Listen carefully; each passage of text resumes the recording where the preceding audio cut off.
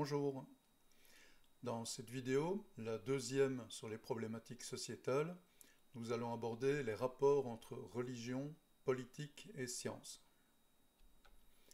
Donc, en théorie, les gouvernements qu'on appelle théocratiques tirent leur légitimité directement de Dieu. Donc ce sont les textes sacrés, ou du moins leur interprétation, qui vont déterminer les relations socio-économiques au sein de la société. À l'opposé, les décisions des gouvernements modernes sont censées reposer sur la raison, et donc en partie la science, et s'appuient également sur ce qu'on appelle une idéologie politique, donc par exemple le libéralisme ou le communisme. Idéologie qui peut être considérée comme une vision des relations socio-économiques. Alors, quelle que soit la nature du gouvernement, les activités socio-économiques au sein d'une société vont être en partie régies par des normes morales ou éthiques. Donc, si on essaye de résumer un peu schématiquement, les gouvernements et la science ont chacun une ontologie, une représentation du monde. Donc, les gouvernants ont une ontologie, on peut appeler ça une doctrine explicative, une représentation collective du monde, qui, dans les théocraties, va reposer sur la religion, ou, dans les sociétés modernes, va reposer sur l'idéologie politique. De cette ontologie va découler une série de valeurs, des normes morales, éthiques, des lois, qui vont régir les activités dans la société. Alors, le point commun avec la science, c'est le fait que la science dispose aussi d'une ontologie, d'une représentation du monde. Mais l'ontologie de la science, comme je l'ai expliqué dans la partie précédente du cours, est construite de manière très particulière.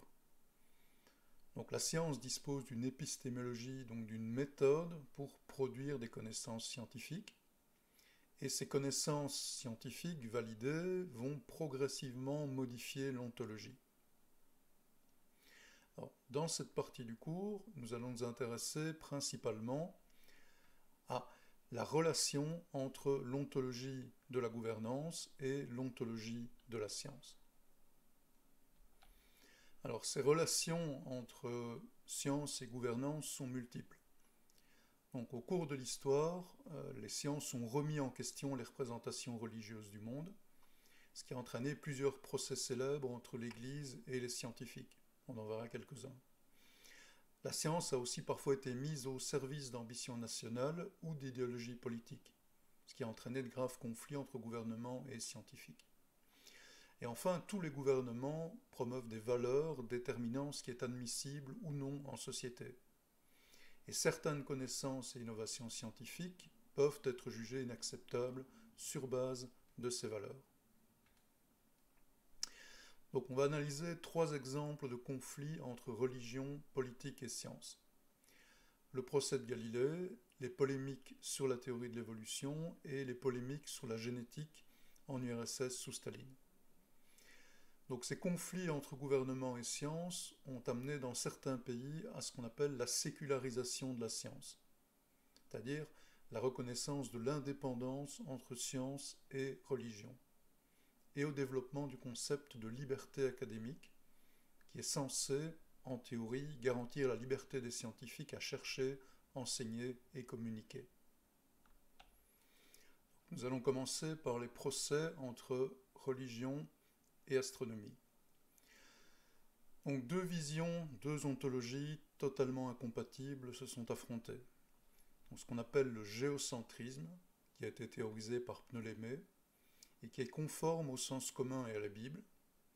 Donc, c'est l'idée que tout tourne autour de la Terre, le Soleil, les planètes, les étoiles. Et l'héliocentrisme, qui a été théorisé par Copernic, et qui lui est conforme à la science. Donc l'héliocentrisme, c'est le fait que les planètes du système solaire tournent autour du Soleil. Alors il faut, pour comprendre la raison, l'intensité de ces conflits et les différents procès, il faut s'intéresser d'abord au contexte. Donc au XVIe siècle, l'Église catholique est en crise, suite au schisme entre catholiques et protestants. Donc c'est la fameuse réforme de Martin Luther en 1517, donc notamment le rejet du commerce des indulgences, etc. Donc ce schisme va entraîner de nombreuses guerres de religion en Europe du XVIe au XVIIIe siècle. Des guerres qui seront extrêmement sanglantes. Donc un exemple bien connu, par exemple, c'est le massacre de la Saint-Barthélemy en France en 1572. Donc c'est un massacre des protestants par les catholiques. On a entre 10 000 et 30 000 morts dans la France entière. Donc dans ces conflits, l'autorité de l'Église catholique romaine est en jeu. Et donc elle est particulièrement susceptible face à toute remise en question du discours officiel. Donc à cette époque, Giordano Bruno, donc c'est un frère dominicain et philosophe italien, va développer la théorie de l'héliocentrisme de Copernic et il va démontrer de manière purement philosophique, donc pas du tout de manière observationnelle ou expérimentale, il va démontrer la pertinence d'un univers infini, qui n'a ni centre ni circonférence, peuplé d'une quantité innombrable d'astres et de mondes identiques aux nôtres. Et donc en 1600, il va être accusé d'athéisme et d'hérésie par l'institution, il va être condamné à mort et brûlé vif, sur la place Campo di Fiori à Rome, où vous pouvez retrouver par exemple son effigie. Alors, un autre exemple de conflit, c'est Johannes Kepler. Donc c'est un astronome allemand. Il va étudier l'hypothèse de Copernic et découvrir 3 lois régissant le mouvement des planètes, les fameuses lois de Kepler. Il va démontrer notamment que les trajectoires des planètes sont elliptiques et non circulaires. C'est ce qu'on appelle la loi des orbites. Alors en 1613, Kepler va être excommunié parce qu'il prétend que la Lune est un corps solide. Donc, savoir que les théologiens luthériens considéraient que ça représentait une contradiction des Écritures où la Lune est décrite comme une lumière moindre pour gouverner la nuit. Donc elle n'est pas censée être matérielle.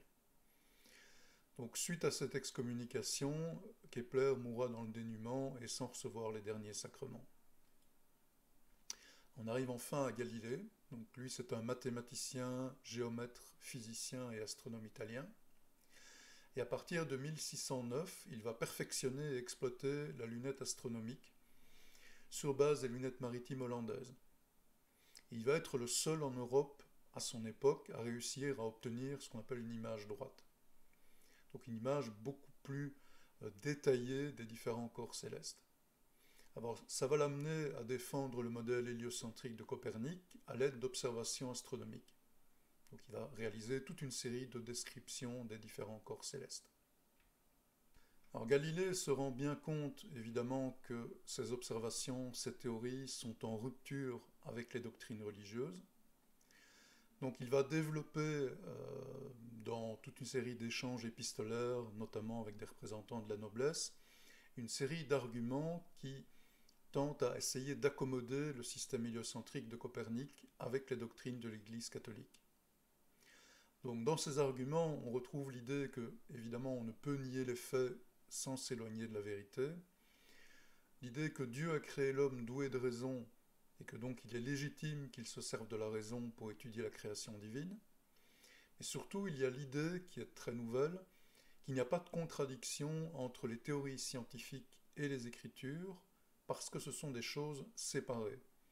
Donc c'est l'idée que l'autorité de la Bible, c'est uniquement pour ce qui est proprement religieux.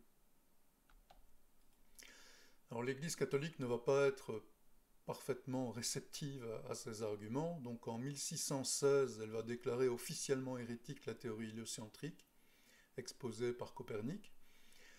Elle va mettre à l'index les œuvres qui abordent le sujet et elle va interdire d'enseigner cette théorie. Et en 1632, après plusieurs polémiques, Galilée va quand même, malgré l'interdiction, publier son dialogue sur les 2 grands systèmes du monde, donc une comparaison entre le géocentrisme et l'héliocentrisme, où il va présenter l'héliocentrisme comme la bonne hypothèse. Suite à cette publication-là, en 1633, Galilée va être condamné par l'Inquisition à l'exil et à la résidence surveillée, et son ouvrage sera mis à l'index. Il mourra en 1642. Alors une autre grande théorie scientifique qui a beaucoup fait réagir les religions, c'est évidemment la théorie de l'évolution. Pourquoi ? Parce que la théorie de l'évolution remet en cause la véracité du récit biblique sur la Genèse. Alors pour les religieux, la théorie de l'évolution implique que, primo, l'existence d'un créateur n'est pas indispensable à l'apparition de l'humain, et donc ça revient à contester la légitimité de l'autorité de l'Église, et surtout, ça introduit l'idée que la vie est vide de sens et sans but, ce qui sape la possibilité de valeur morale. Alors, la grande majorité des procès contre la théorie de l'évolution ont lieu principalement aux États-Unis. La principale raison, c'est la forte proportion de religieux protestants fondamentalistes dans ce pays.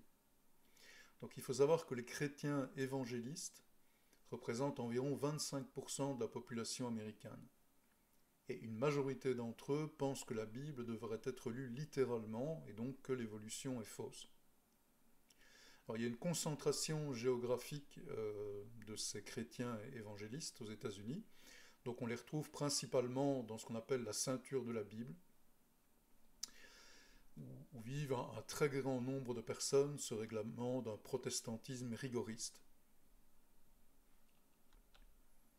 Alors si on essaie de quantifier la croyance dans le créationnisme ou ce qu'on appelle l'intelligent design, que j'expliquerai plus tard dans le cours, ou l'évolution naturelle, donc décrite par la théorie de l'évolution, ce sondage montre par exemple que en 2012 aux États-Unis, à peu près 33% de la population croit dans le créationnisme, 24% dans l'intelligent design, donc qui est une évolution naturelle mais dirigée par Dieu, et seuls 32% de la population croit à ce qu'on peut appeler une évolution naturelle, donc suivant la théorie de l'évolution.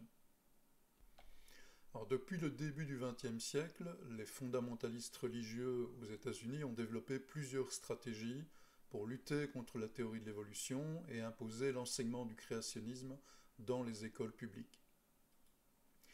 Donc la première stratégie, la plus simple, ça a été évidemment d'interdire la théorie de l'évolution. Donc il y a eu plusieurs lois votées.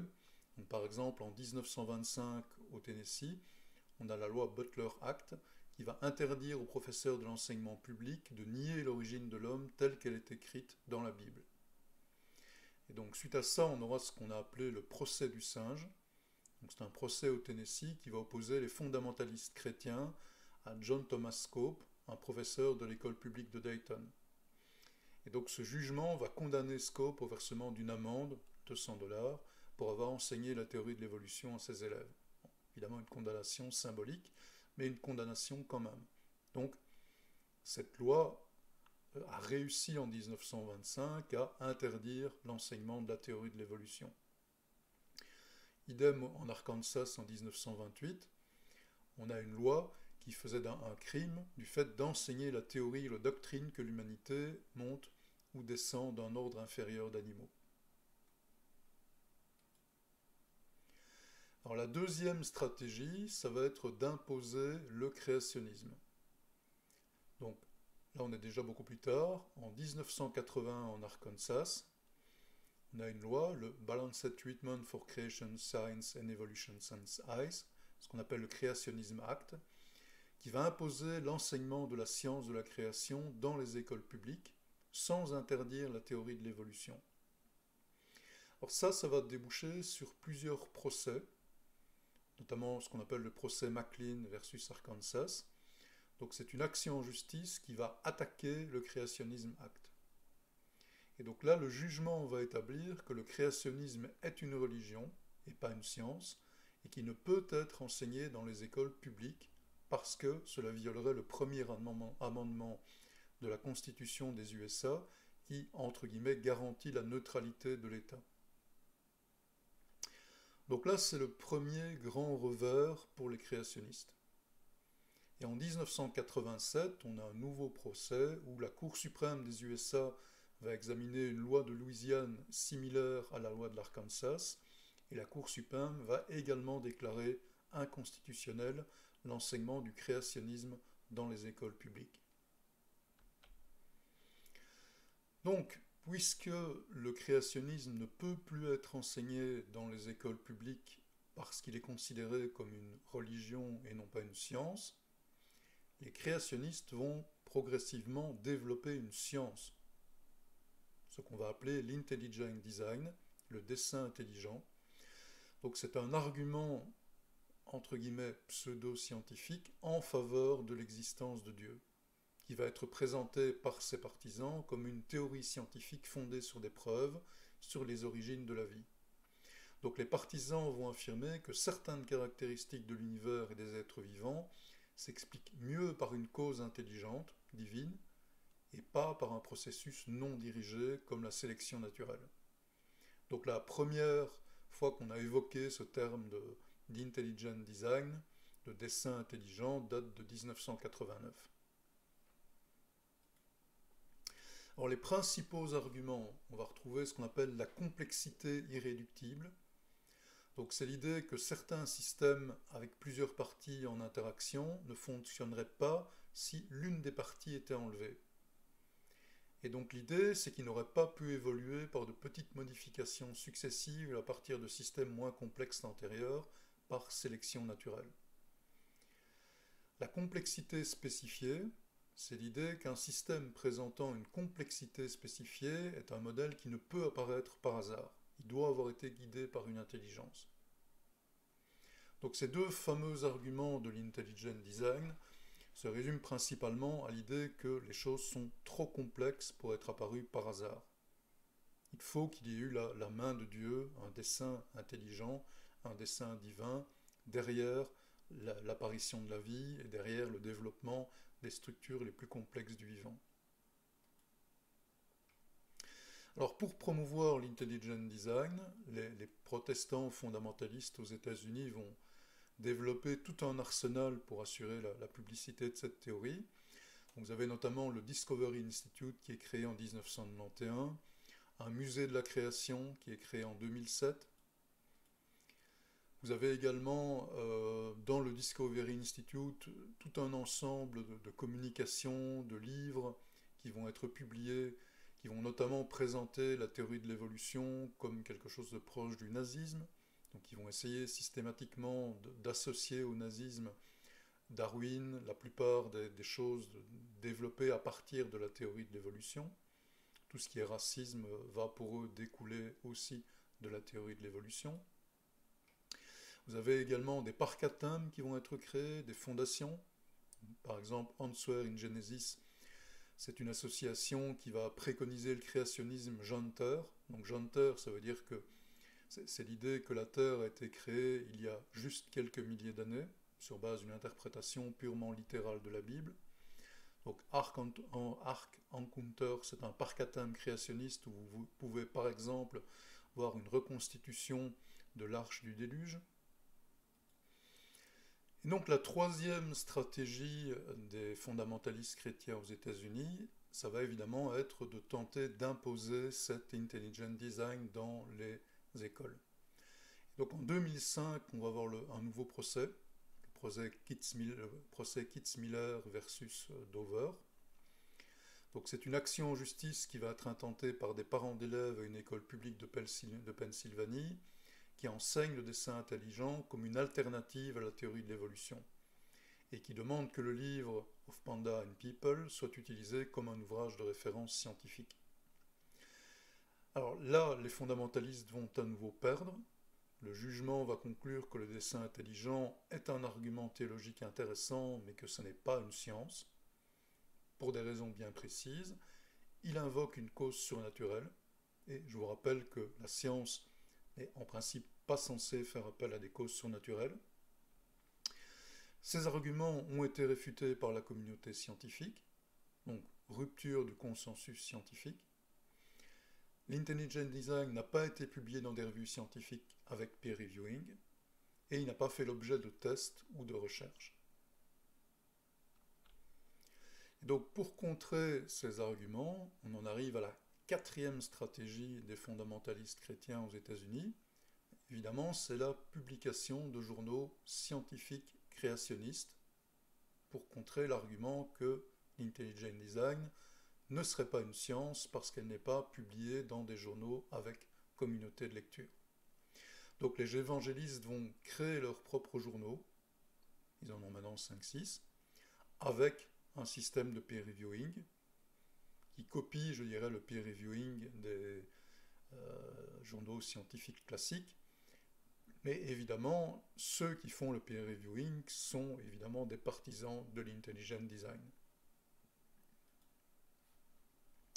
Alors la toute dernière stratégie, la cinquième et la dernière en date, va être en fait d'invoquer la liberté académique, qui est au final l'argument le plus intelligent sur lequel peuvent se baser les fondamentalistes chrétiens.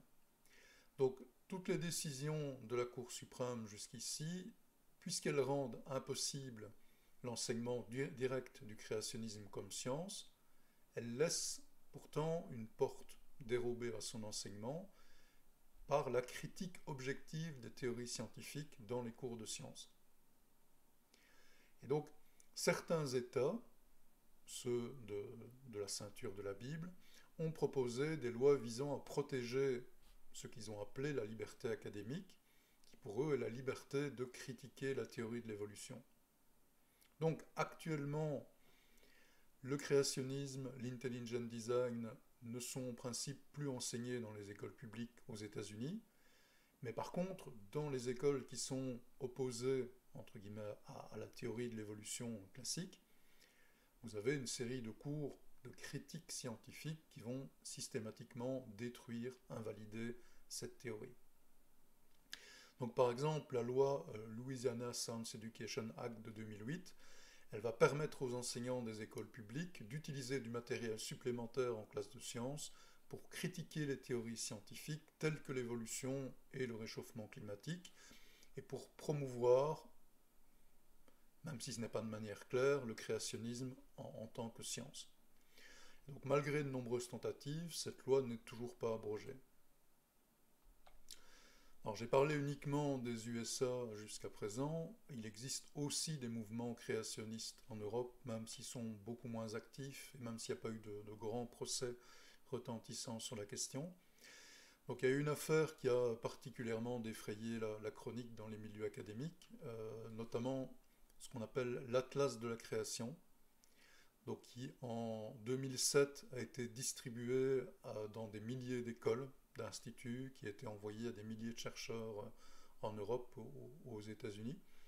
Donc cet Atlas de la création, c'est un ouvrage purement créationniste qui a été rédigé par Harun Yahya. Donc c'est un pseudonyme pour Annam Oktar, qui est un architecte et prédicateur religieux, et qui va être une des figures centrales du créationnisme musulman en Turquie. Alors, pour l'anecdote, il va être condamné en 2022 à 8652 années de prison pour, entre autres, abus sexuels sur mineurs, agressions sexuelles et chantage. Parce qu'évidemment, en plus du créationnisme, il avait toute une série d'activités qui étaient plus ou moins illicites. Et donc en 2007, suite à la diffusion de l'Atlas de la création, le Conseil de l'Europe va émettre une résolution sur les dangers du créationnisme dans l'éducation. Donc je vous lis quelques passages intéressants. La théorie de l'évolution est attaquée par des fondamentalistes religieux qui demandent que les thèses créationnistes soient enseignées dans les écoles européennes parallèlement ou même à la place de cette théorie. D'un point de vue scientifique, il n'y a absolument aucun doute que l'évolution est une théorie centrale pour comprendre l'univers de la vie sur Terre. Le créationnisme dans aucune de ses formes, telles que l'intelligent design, n'est pas basé sur des faits, n'utilise pas de raisonnement scientifique et son contenu est désespérément inadapté aux classes scientifiques. Donc le texte est clair. Donc l'Assemblée invite les instances éducatives dans les États membres de l'Europe à promouvoir la connaissance scientifique et l'enseignement de l'évolution et à s'opposer fermement à toutes les tentatives de présentation du créationnisme en tant que discipline scientifique.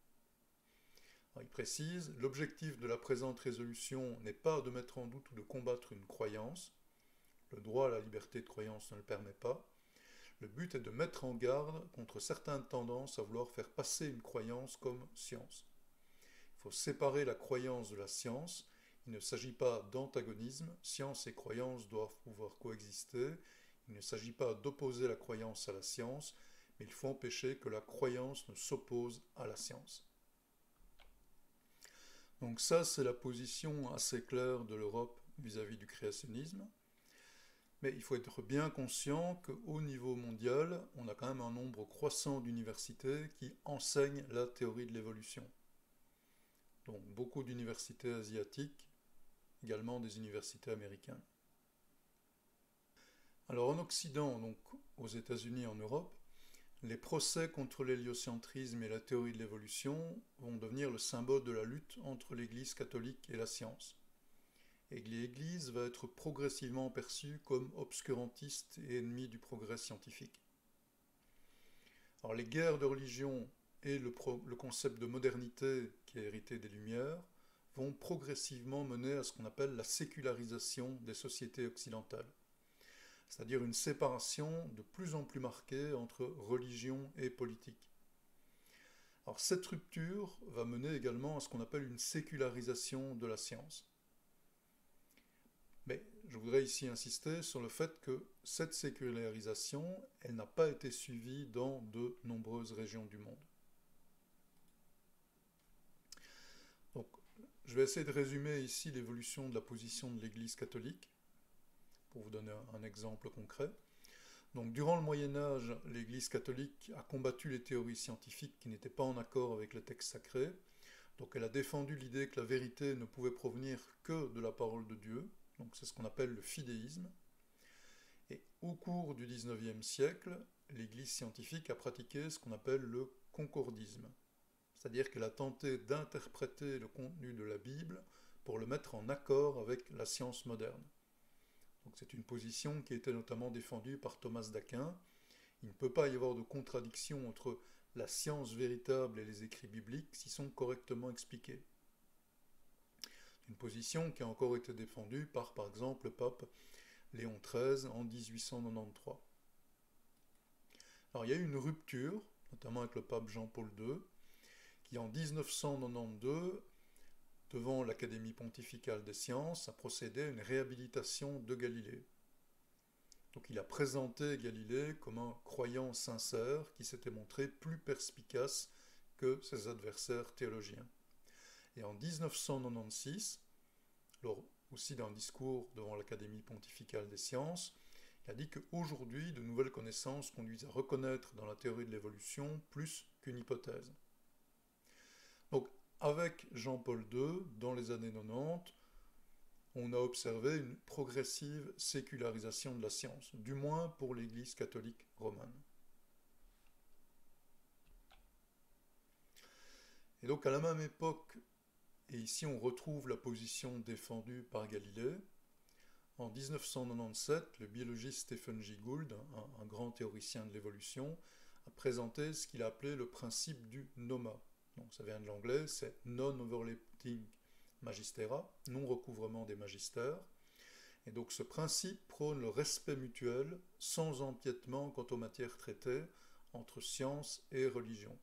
Donc je le cite, « Si la religion ne peut plus dicter la nature des conclusions factuelles résidant correctement dans le magistère de la science, alors les scientifiques ne peuvent prétendre à une meilleure compréhension de la vérité morale à partir d'une connaissance supérieure de la constitution empirique du monde. » Donc c'est un peu l'idée chacun chez soi, séparation entre fait et valeur.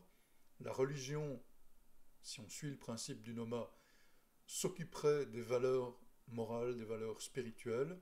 Les scientifiques s'occuperaient des faits matériels. Et ce seraient donc deux domaines complètement différents. Il n'y aurait pas de relation hiérarchique entre les deux.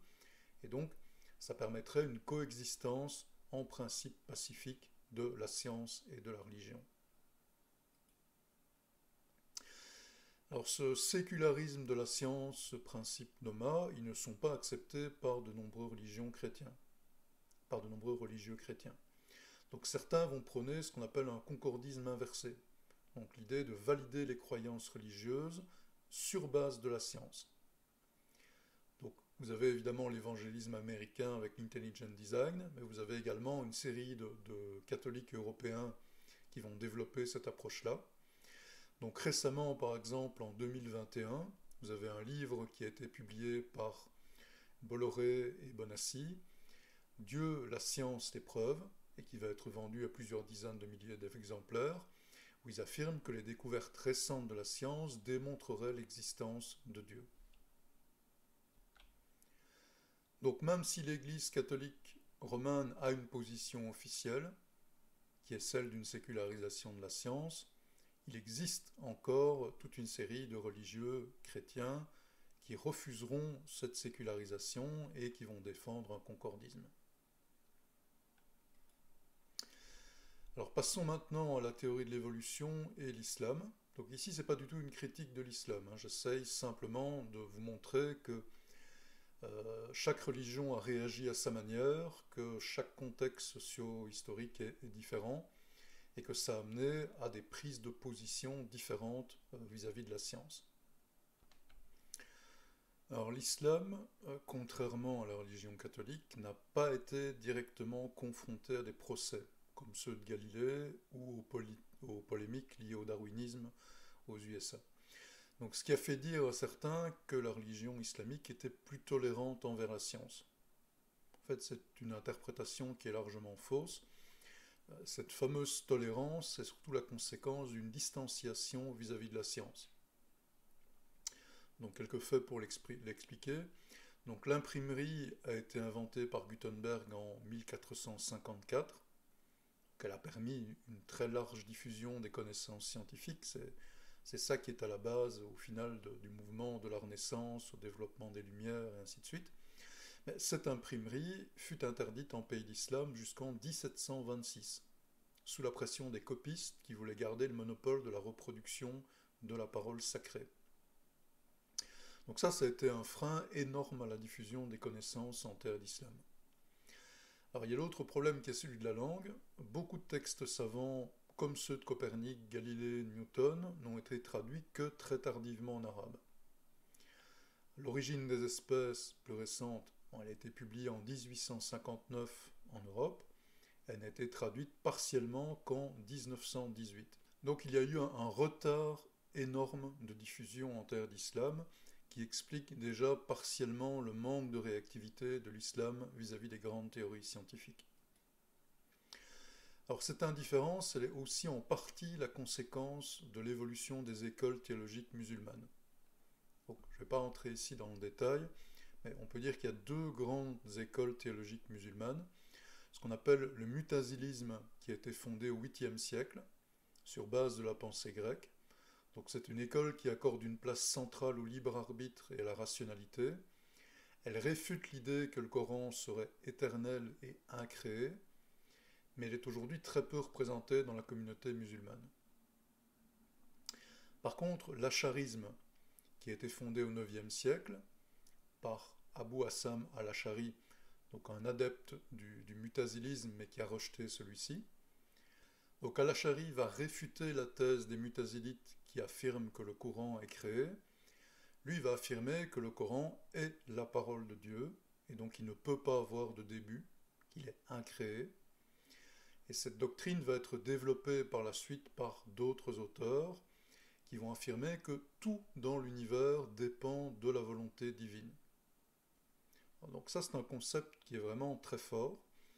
C'est l'idée qu'il n'y a pas de loi dans la nature, ni de causalité, parce que Dieu est le sujet agissant derrière toute cause.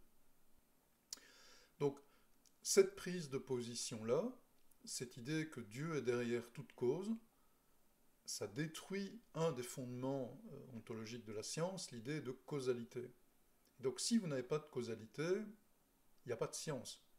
Il n'y a pas de raison de s'intéresser à autre chose qu'à Dieu si on veut comprendre l'univers. Alors cette doctrine traditionnaliste s'est progressivement imposée et ça a conduit progressivement à confiner les sciences à ce qu'on appelle un rôle instrumental. Donc la science n'est plus utile que quand elle rend des services ponctuels.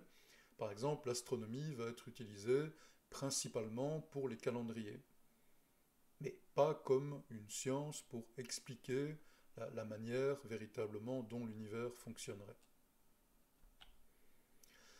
Alors récemment, en terre d'islam, on a vu une très forte régression de l'enseignement de la théorie de l'évolution dans les pays considérés comme les plus modernes. Donc en Tunisie, on a eu une réforme de l'enseignement en 2002.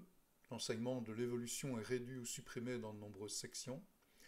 Au Maroc, depuis 2007, l'enseignement de la théorie de l'évolution, on continue à le faire, mais sans l'évolution humaine. Donc on parle juste de l'évolution animale. Et en Turquie, on a eu une réforme de l'enseignement en 2017. La théorie de l'évolution n'est plus enseignée dans les collèges et les lycées. Elle ne l'est plus qu'à l'université. Alors si on compare par exemple dans le graphique ici à droite l'adhésion au créationnisme parmi les enseignants dans différents pays, on voit qu'en fait dans les pays de terre musulmane, Tunisie, Liban, Maroc, Algérie et ainsi de suite, on a entre 85 et 75% d'adhésion au créationnisme chez les enseignants. Alors, dans les médias et en particulier sur Internet, on a aussi plusieurs mouvements traditionnalistes, donc qui encouragent un retour à un islam des origines, ce qu'on appelle le wahhabisme et le salafisme, et qui eux vont prôner ce qu'on appelle le concordisme islamique. Donc c'est l'idée que tout savoir scientifique, y compris les découvertes les plus récentes, serait déjà contenu dans les textes islamiques.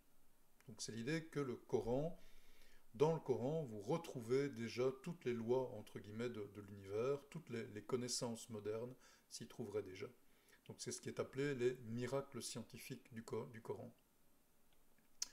Alors un exemple simple, si vous prenez la théorie du Big Bang et de l'expansion de l'univers, pour certains, on la retrouverait au niveau de certains textes du Coran, comme par exemple, Sourate 41, verset 11, « Il s'est ensuite adressé au ciel qui était alors fumé. Le ciel, nous l'avons construit par notre puissance et nous l'étendons constamment dans l'immensité. » Sourate 51, verset 47. Ce serait une preuve que le Coran intégrait la théorie de l'expansion de l'univers. Bon, je laisse chacun se faire son avis sur la question. Alors, théorie de l'évolution en Inde. Donc là, depuis l'arrivée au pouvoir du Premier ministre Narendra Modi en 2014, on a assisté à une montée du nationalisme, de l'intégrisme hindou et de la promotion de ce qu'on appelle les sciences indigènes. Et en 2018, le ministre de l'Enseignement supérieur a rejeté la théorie de l'évolution de Darwin. Et en 2023, l'Inde a pris la décision de supprimer l'enseignement de la théorie de l'évolution parce qu'elle n'est pas pertinente.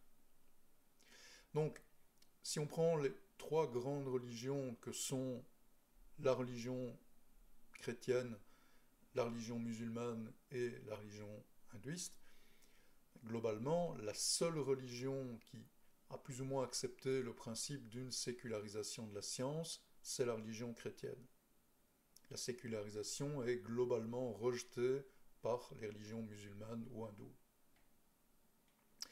Donc, on peut distinguer plusieurs niveaux de sécularisation de la science, variables en fonction des pays. J'ai essayé de résumer ici les différents points qu'on a déjà vus dans le cours. Donc, on a différents niveaux de non-sécularisation de la science. Donc, on a ce qu'on appelle le fidéisme, qui est le rejet du contenu scientifique au nom de conceptions religieuses. On a le concordisme classique. Donc c'est le livre de la parole et de la nature ne peuvent se contredire car leur auteur est le même. Donc c'est la tendance à lire le livre de la nature en fonction du livre de la parole. On a le concordisme inversé, donc c'est établir des concordances entre science et religion en partant de la science. Donc dans ces trois cas-là, on n'a pas de sécularisation de la science. Alors on a deux niveaux de sécularisation de la science. On a un premier niveau avec autonomie de la science par rapport aux croyances religieuses. Donc, la science rejette de son champ la question de l'existence de Dieu par choix méthodologique, et on estime qu'il n'y a pas de prééminence entre la science et la religion. Alors, cette sécularisation, on la retrouve aussi dans le principe du noma. Donc, là, plutôt qu'une autonomie, on recherche une complémentarité entre science et religion. Complémentarité parce qu'en fait, science et religion s'intéresseraient à des choses différentes. Et alors, on a un dernier niveau qui est ce qu'on appelle le sécularisme excluant. Donc là, c'est une critique rationaliste de conception religieuse. Donc la forme radicale de ce mouvement-là, c'est ce qu'on appelle le scientisme, c'est-à-dire que la science réfute et exclut le discours religieux. Donc ce tableau ici reprend la classification que je vous ai présentée sous une autre forme. Je vous le laisse examiner. Alors, je veux ici à ce stade insister sur le fait que la sécularisation de la science, si on regarde les choses d'une manière un peu, je dirais, quantitative, ça reste une attitude qui est relativement minoritaire au niveau mondial. Donc, ici, par exemple, vous avez le taux d'affiliation aux différentes religions à travers le monde. Vous pouvez voir qu'en fait, seuls 16% de la population mondiale serait sans affiliation religieuse déclarée. Donc ça veut dire que moins de 1 individu sur 8 dans le monde déclare aujourd'hui ne pas avoir de religion. Alors si on regarde par exemple la croyance en la sorcellerie, qui est, je dirais, le niveau maximum, je dirais, de croyance dans une pensée magique. Donc par sorcellerie, ici on entend la capacité de certaines personnes de causer intentionnellement du mal via des moyens surnaturels. Cette croyance en la sorcellerie, dans une étude, on observe qu'elle est encore partagée par plus de 1 milliard d'individus sur le monde. Cette croyance dans la sorcellerie, elle est positivement associée dans la croyance en la religion et en Dieu, et négativement avec le niveau d'éducation et la situation économique, ce qui est assez logique. Et ce qui est intéressant, c'est qu'en moyenne, au niveau mondial, quand la science contredit les croyances religieuses, dans 55% des cas, le croyant fait confiance à la religion. Seuls 29% en moyenne font réellement confiance à la science. Et dans certaines régions, si on prend des régions spécifiques, le pourcentage de confiance en la religion va dépasser les 75%. Par exemple, l'Afrique, Asie du Sud. Il n'y a qu'en Europe que ce pourcentage va tomber à 25% ou moins. Donc quand on dit que 7 personnes sur 8 croient dans une religion, se présentent comme religieux, faites le calcul vous-même, si dans 55% des cas, la plupart de ces croyants vont, en cas de conflit entre science et religion, faire confiance à la religion. Donc, le taux d'acceptation de la science, en cas de conflit science-religion, est extrêmement faible au niveau mondial. Et le niveau de sécularisation de la science par pays est extrêmement variable. Donc, par exemple, dans cette étude, on a comparé une série de pays. Les pays qu'on peut considérer comme ayant sécularisé la science, on va retrouver par exemple la Belgique, la France, l'Italie, l'Espagne, mais on va retrouver toute une série de pays non sécularisés comme le Congo, la Côte d'Ivoire, le Maroc, le Sénégal, la Turquie, ou des pays qui vont partager en fait ces deux positions, comme l'Argentine et la Grèce. Et au sein même d'un pays, on a une diversité qui est assez importante.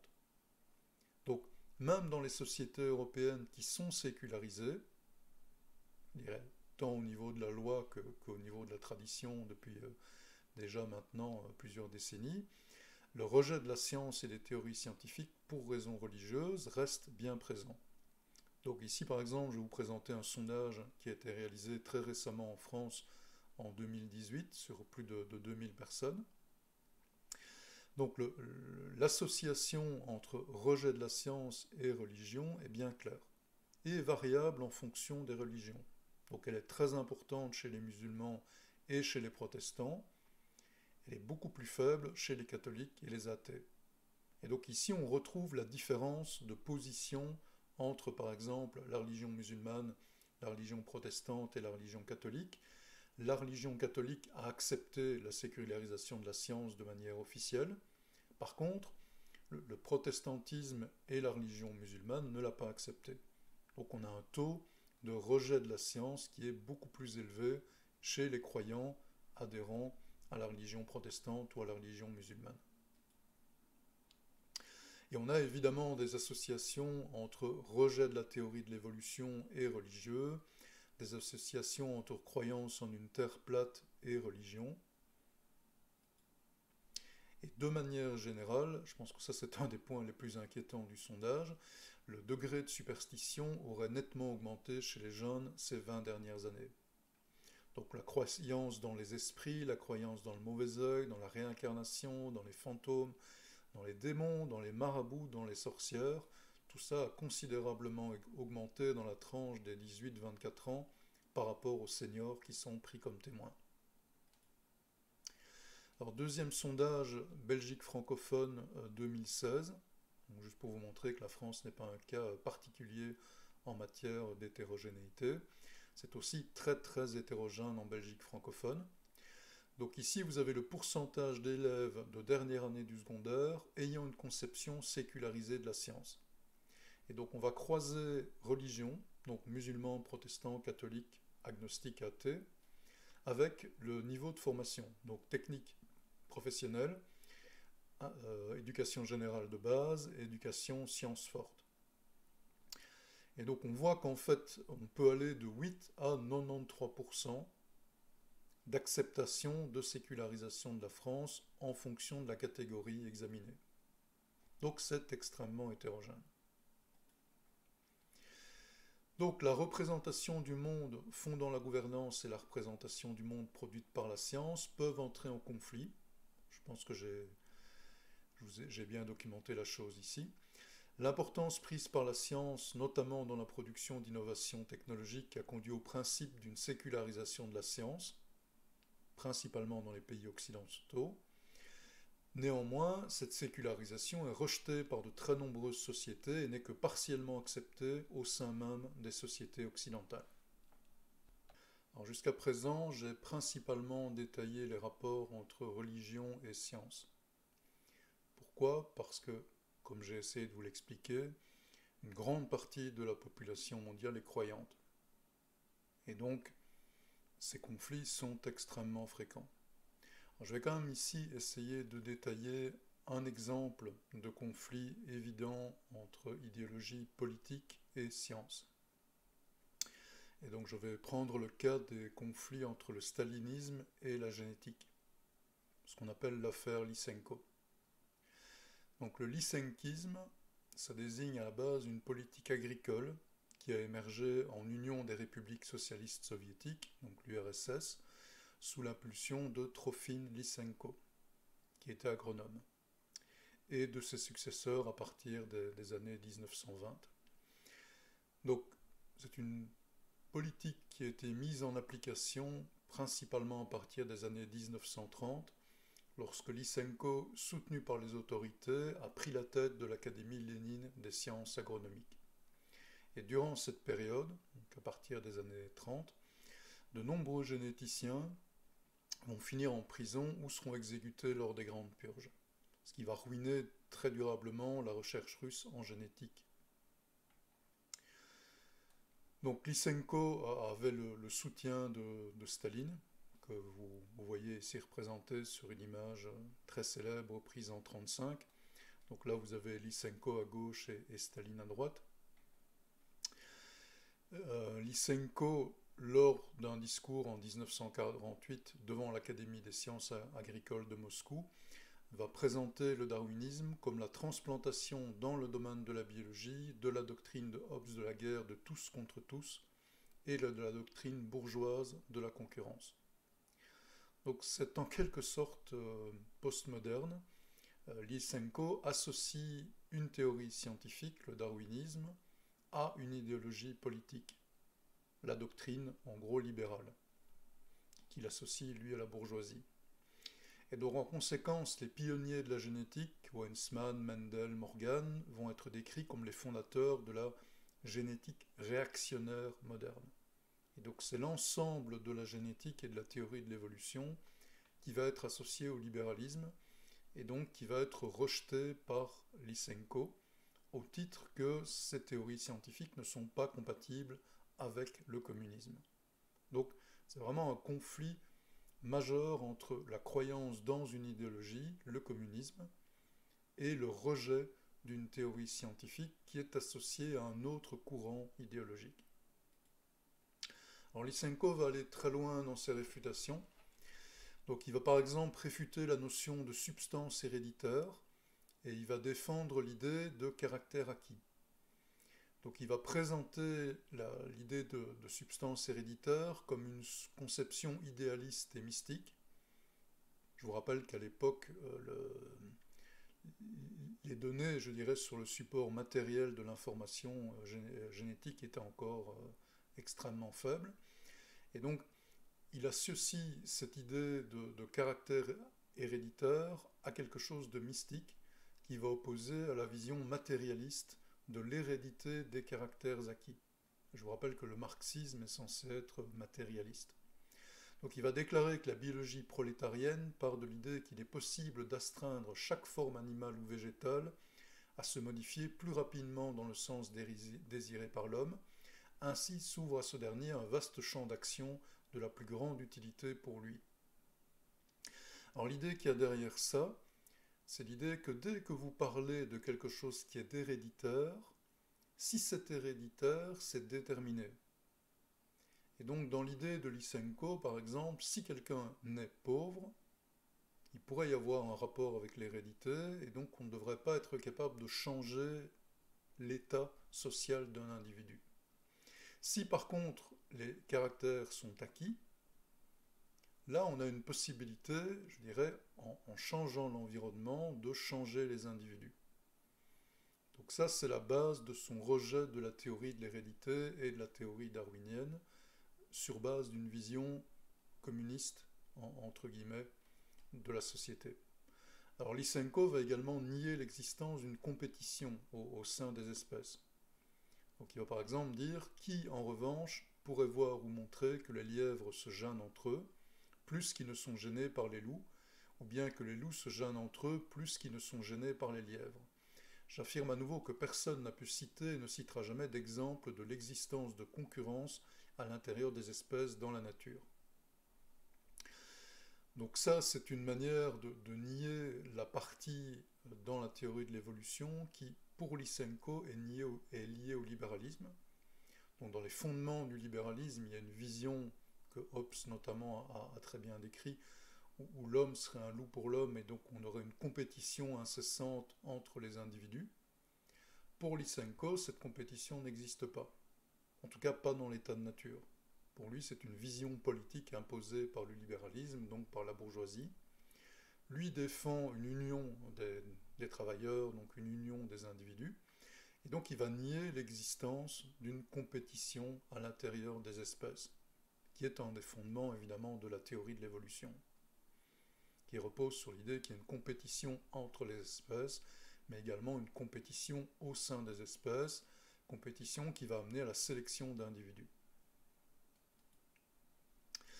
Et donc en 1948, Lysenko va écrire à Staline pour lui demander de réorganiser à fond les travaux de recherche scientifique dans le domaine de la biologie et de réviser les programmes d'études des sciences biologiques. Et donc la génétique moderne, jugée bourgeoise, va être barnie de l'éducation scientifique en URSS. Et tout enseignement de cette discipline et toute recherche sur le sujet seront interdits jusqu'en 1964. Alors plusieurs idées de Lysenko, donc en particulier son insistance sur le fait que les plantes de la même espèce ne se font pas concurrence, et pouvaient donc être plantées très proches les unes des autres, c'est l'idée qu'elles coopéreraient plutôt qu'être en compétition, vont être adoptées par la République populaire de Chine, sous Mao Tse-tung, communiste, et ces idées sont largement reconnues pour avoir contribué à la grande famine chinoise de 1958 à 1961. Donc ici, vous avez le taux de mortalité et le taux de naissance en Chine.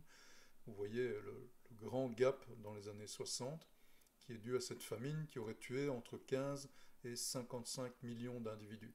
Donc elle est considérée comme la famine la plus meurtrière de l'histoire de l'humanité. Donc je veux ici souligner que ce genre de conflit entre science et gouvernance et le rejet de la science, très souvent dans l'histoire humaine, n'a pas été sans conséquences dramatiques. Les idées de Lysenko, ce n'est pas juste de la théorie, c'est pas un problème qui est académique. Ça a mené évidemment à des guerres dans les académies, mais ça a également mené à des politiques agricoles qui étaient complètement aberrantes et elles ont eu des impacts majeurs sur les populations. Donc en conclusion, la tentative de Lysenko de mettre la biologie en conformité avec l'idéologie communiste s'est traduite par une division de la science en prolétarienne et bourgeoise. Il y a un recul sans précédent de la génétique en URSS. Et donc ça illustre la dangerosité de mélanger idéologie politique et science. Actuellement, le terme de lysenkisme va désigner par extension une science qui est corrompue par l'idéologie politique et donc où les faits sont dissimulés ou interprétés de manière scientifiquement erronée.